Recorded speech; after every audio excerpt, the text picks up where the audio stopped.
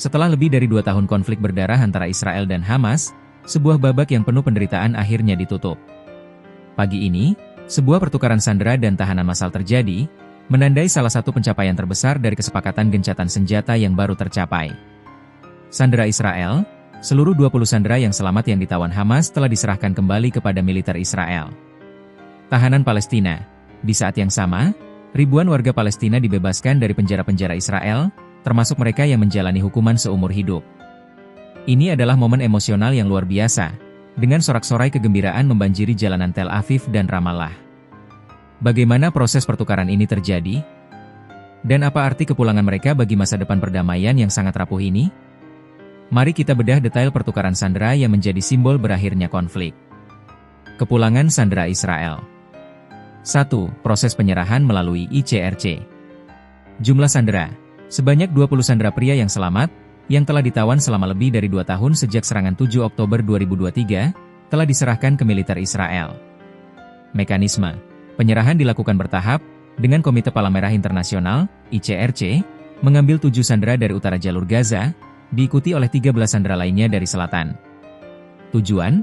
Para sandera langsung menjalani pemeriksaan medis dan bertemu dengan keluarga mereka setelah tiba kembali di Israel. 2 reuni haru di Tel Aviv. Reaksi di Israel, khususnya di Tel Aviv, sangat emosional. Perasaan ajaib, ribuan orang menonton di layar besar saat foto-foto reuni ditampilkan. Sebagian besar warga merasakan kepulangan ini, rasanya seperti keajaiban. Kondisi sandera. Kondisi para sandera yang dibebaskan kali ini, termasuk pasangan kembar berusia 28 tahun Gali dan Ziv Berman, tampak lebih baik dibandingkan sandera yang dibebaskan pada gelombang sebelumnya di Januari. 3. Nasib sandera yang meninggal.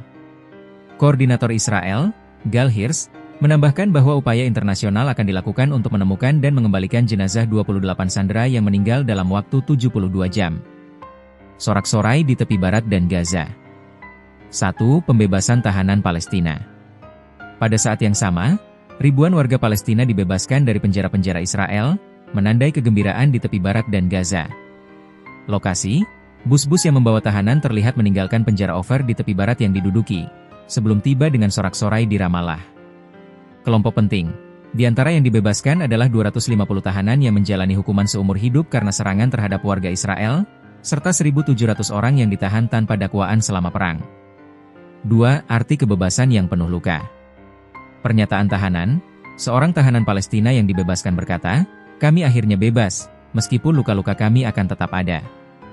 Inilah hari yang kami tunggu selama 2 tahun. Tujuan selanjutnya, sebagian tahanan kembali ke Gaza, sementara yang lain dikembalikan ke tepi barat atau diasingkan. Jalan menuju perdamaian yang tidak jelas. 1. Konteks konflik dan gencatan senjata. Pertukaran ini adalah hasil dari perjanjian yang bertujuan mengakhiri perang yang dimulai 7 Oktober 2023. Korban konflik, serangan Hamas menewaskan sekitar 1.200 orang. Serangan balasan Israel menewaskan lebih dari 67.000 warga Palestina, di mana separuh korban adalah perempuan dan anak-anak. Bantuan kemanusiaan, gencatan senjata juga membuka jalan bagi masuknya bantuan kemanusiaan ke Gaza, yang kini mengalami kelaparan. 2. Rencana pasca perang dan peran Trump.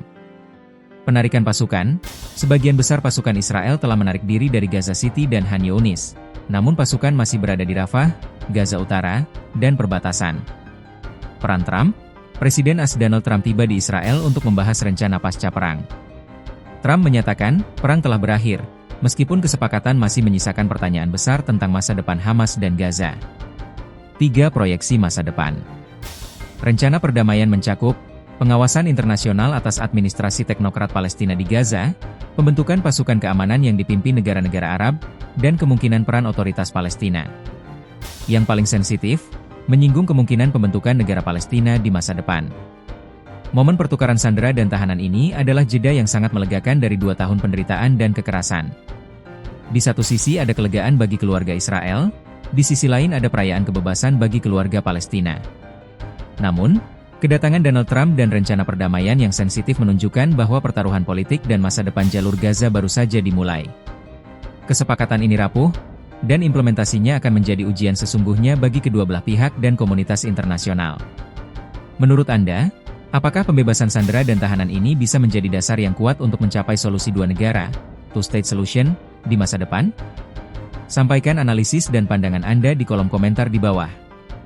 Jangan lupa like video ini, subscribe untuk mendapatkan liputan terkini dari zona konflik, dan nyalakan lonceng notifikasi. Sampai jumpa di video berikutnya.